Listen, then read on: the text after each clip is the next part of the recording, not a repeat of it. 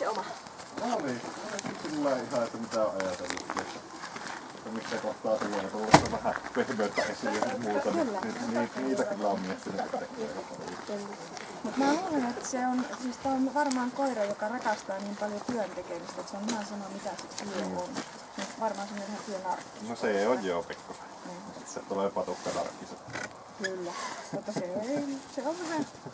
Se on niinku me ihmiset osaamme tykkää siitä, että koirassa on niin valtavasti sitä. Joo, siis kyllä mä oon tykännyt just siitä hommasta tässä. Ja jokainen ihminen, joka on kerran omistanut koira, jolla on kovuutta ja on sitten vastaavasti pikkasen niinku veltompisen työmoraali, niin tietää miten mukavaa on sitten tehdä koira, jolla on hyvä työmoraali.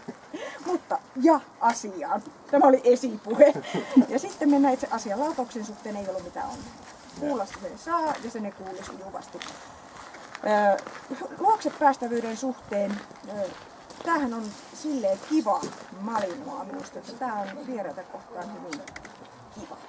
Eli että sitä voi vierastua, se tulee vierailu aktiivisesti, se ilmaisee ystävällisyytensä vierasta kohtaan. Ja mä pidän siitä, että noissa hyökkäystilanteiden jälkeenkin niin se ei jää jumittaa, vaan että sillä nousee jo hyvän tahtoisuus sieltä ensimmäisenä esiin. Niin. Eli se niin kuin tavallaan osaa kääntää on-off-nappulaa itsessä. Se on hyvin viehättävä. Eli +3, hyvän tahtoisuuden luokset päästävä avoin. Ilmeisesti rotu ymmärtäen se ei ole mikään yleinen asia tässä rotussa.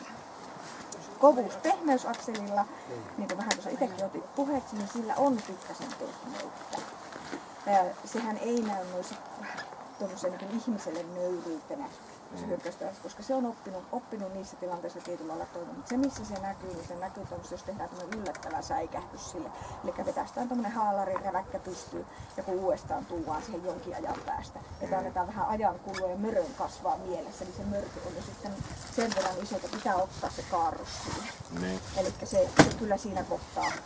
Ja sitten pehmeyshän sitä jarrutti pikkasen tuossa haalarin kelkkaan tutustumisessa. Että sillä ihan siis oli niinku selkeästi välillä jo haluja mennä siihen ja sitten tuli semmoinen, että ei jumpe, onks tää kuitenkin. Ja sitten se säikytteli itteensä siinä vielä kaiken lisäksi omilla jutuilla. Että kyllä sillä sitä niinku se pehmeys nousi välillä esille tuossa radalla. Mutta se on vain hieman pehmeä, se ei estä mitään sen systeemistä. Temperamentti. Varmaan arvaatkin, että tämä on erittäin vilkas. Väistökäyttäytyminenkin oli, että jalat vei ja järki oli jälkitoimituksessa. Järki tuli jonkun minuutin perässä, se oli jossain minuutteja perässä. Kyllä se niin kuin ensin tekee ja sitten miettii. Että tämä ei fundeeraa, vaan tämä tekee. Se on tässä luokituksessa +1 erittäin vilkas. Kiljun hermot, sillä on aika isoja ominaisuuksia sisällä. Ja sillä on, nykyaikana aika useinkin törmätään siihen, että koiralla on isoja ominaisuuksia. Itse hermot ei ole ihan varustettu niin ison pakettiin. Että jos tällä olisi vähemmän tiettyjä ominaisuuksia, tai todennäköisesti olisi niin varmempi. Mutta sillä on niin isoja elementtejä, että se ei pysty sillä pakalla, mikä sillä on, ihan kaikkea pitää kasassa. Et sille tulee ylimääräistä hyppiämistä ja ylimääräistä liikehdintää ja läähätystä ja sitten kun se otti tuonne päässä tuonne kyneiseen päässä, niin se ei sinänsä mitään tapahdu. Niin puuskutus oli varsin hullu. Siinähän ei oltu muuta kuin seistiin ja odotettiin. Että oikeasti niin kuin oli jännitti. Mutta se yrittää itse purkaa sitä jännitystä. Mutta silloin vaan se, että se käy niin isoon kierrokseen, että ei taho saada sitä silleen alas. Että sille tulisi niin sanottu tasapainoinen olotila. Että kyllä se hieman rauhaton +1 kuvaa tätä koiraa hermorakenteen osalta varsin hyvin. Mutta niillä hermoilla kyllä mennään, ei se menemistä estä. Taisteluhalu, no nythän me puhutaan suuresta taisteluhalusta tietenkin. Sehän tarttuu keppiin kiinni. Se pitää kiinni, sitä saa uhata niin paljon kuin haluaa. Se suorastaan tekee sen, että se panee leuat tiukemmalle, kapula vielä syvemmälle nieluun. Ja sitten jos sitä oikein niin kun härkkää siinä, niin sitten se vähän kiroo siihen päälle. Että niin tää on oikeasti niin muuta. Että sillä on suuri. Ja sittenhän se rakastaa, ylipäätään se rakastaa niin tekemistä. Se rakastaa leukojen käyttöä, se rakastaa lihakset käyttöä. Tässä kohdassa ilmenee se rakkaus tekemiseen. Miten voimakasta se on. Pikkasen siinä rajalla mennään, että onks jo liikaa. Joo. Mikä varmaan on teillekin ihan, että siinä keikutaan siinä kiikkulaudalla. Mutta se pysyy siis tänään tässä hyvin kasassa. Puolustushalu +3, kohtuullista, hillittyä. Se ottaa kantaa asiallisesti. Ja jopa siis, kun ottaa huomioon, että se on erittäin rikas koira. Ja se voisi nyt alkaa pakka hajoamaan, mutta ei, kyllä se hoitaa tehtävässä niin kuin pitää. Joo. Itsensä puolustaminen, mitä se puolustaa seinällä itteensä. Siinä vaiheessa, kun se tavallaan tajus, että mikä on kupletin juoni. Siinähän on tarkoitus, että ensin koira saatetaan epävarmuuden tilaan. Siitä aletaan katsoa, mitä sieltä tulee ulos. Mikä se koiran ratkaisu on sitten, kun se on epävarma. Eli se tarkoituksella ei lähdetä sieltä urkuharmonikka auki tuolta vaan koko matkan, vaan olisi tarkoitus, että koira katsoo, mikä hitto tää on. Ja se tekee, se katsoo, mitä. Sitten se, ei jumpi, tää on tätä. Nyt! Ja sehän otti kantaa. Mä laitoin piiskan pois tarkoituksena. Mä halusin nähdä se, että onko se pelkkä piiska-addikti. Että onko se siihen assosioitu. Ei oo. Se on se, että jos uhkaava elettä tulee, niin se tulee sitä vastaan ja vastaan ja vastaan ja vastaan. Mutta se tulee hillitystä. Et siinä on koko ajan semmoinen tietynlainen mukana semmoinen. Se osaa, siinä tilanteessa se osaa tätä itseänsä. Joo. Oli varsin miellyttävää se kasvatus. Varsin miellyttävää. Eli +3 kohtuullinen ilman jäljellä hyökkäyshalua ja molemmissa mun mielestä hirveän tärkeää on koira käymään isolla kierroksilla.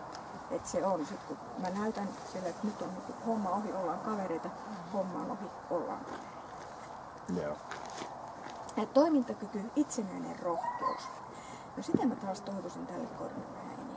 Tietysti se on sitten taas, että kun on ominaisuuksia niin paljon, niin on ehkä kivempi, että vähän kysyykin ihmiseltä tiettyjä asioita, että se ei ehkä ole itsenäinen. Mutta se, että jos ajattelee sellaista täydellistä pakettia, niin siihen voisi vähän enemmän olla. Että Kelkalla me tehtiin aika paljon töitä, että se meni siinä vaiheessa, että olisi pitänyt itsenäistä rohkeutta käyttää. Ja kun ei sulta tullut apuja, sellaisia suoranaisia apuja, suoranaisia toimintaohjeita, niin silloin oli kyllä aika puutamolla siinä, että se meni louskutukseen. Sen louskutuksen kautta yritti, niin, että nyt joku tulee kertoa, mitä tässä nyt pitää tänään tehdä. Ja sittenhän se tietenkin ratkaisi sen siinä lopuuksansa, mutta aika pitkällähän me sen töitä tehtiin. Pimeässä siellä taas tuli temperamentti esille, eli erittäin vilkkaan koiran käyttäytyminen, jalat vie järki jälkitoimituksessa. Eli siis jalat vei huoneesta toisen, aika lähellä kävi sua, ei haistanut, kun ei vaan niin kuin pystynyt haistaa. Jalat vei. Sitten kun sai nenän mukaan ja järjen mukaan hommaan, niin sittenhän se ratkesi. Mutta se, että siinä ideahan olisi siinä, että kun sit lähtee sinne sitä mukaan ihmistä etsimään, niin siinä olisi järki, rohkeus, kaikki mukana jo heti alusta pitää. Et sehän oli aika pitkään siinä alkuun jopa jumi siihen, että niinku ei jumalista mä lähde täällä mitään tekemään. Vaikka siellä oli se ihanin ihminen ottamassa. Että siinä oli aika paljon meillä. Mutta sitten kun päästiin kupletin juoneen jälleen kerran kiinni, niin kyllä se sieltä, sen vaan pitää saada tietää mitä se on. Niin. Sitten se kyllä.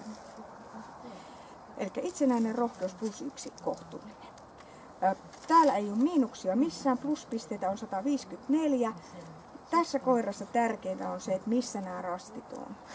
Et se on se ihan tärkein juttu, että täällä on isoja ominaisuuksia. Ne alkaa olla jo niin isoja, että ne ei ole välttämättä ihan sitä ideaalisinta, mitä luonnetesti on. Silloin se alkaa näkymään siinä, että silloin ei ihan niissä huippupisteissä kokonaispiste. Mutta ennen kaikkea se on tärkeää, että mitä nuo on. Joo. Mun mielestä tää on kauhean kiva malikka. Mä tykkäsin tätä samaa. Mä mielellään painin tämmöstä. Tuo koiran vahvuushan on taistelu. Ja sitten on puutteita aika paljon, kun sillä on suojelua opittu. Sillä on opittuja käyttäytymismalleja, mutta kun tuo kelekka ei toiminut samalla tavalla kuin maalimies, niin sitten olikin niin sanotusti pönttö sekaisin. Eikä tullut toimintaohjeita. Niin, eikä tullut mitään apuja. Samahan tuossa puolustuksessakin kävi, kun mä tarkoituksella heitin sen piiskan pois. Se lähti siitä. Nämä on ihan niin kuin sanotaan, että menee tavallaan se opetettu kupla rikki. Se on tottu. Niin. Sitten menee niin kuin häslään. Kierroksethan tuolla nousee niin kuin tosi herkästi. Ja silloin pitää niin kuin kaikki nähdä, mutta ei oikein tiedä, että mihinkä kerkisin keskeyttää. Mutta se on se, ehkä se teema on se jalat vie. Joo, ehkä tällä on ollut se elämä. Meillä on varmaan aika jännä pari sen toisen kanssa. Ne on varmaan hyvin mielenkiintoinen kaveri. Kyllä ne on niinku hyvät ollut keskenään. Mä luulen, että niillä menee Ei ole kaduttanut, että otettiin yhtä aikaa aikana. Joo, mä luulen, että ne pärjää hyvin. Joo. Ne on just se äly ja väläys. Niin. niin. Mä melkein arvaan, miten päin ne menee. Joo. Kumpi oli äly ja kumpi oli väläys. Joo, selvä. Mutta kiitos.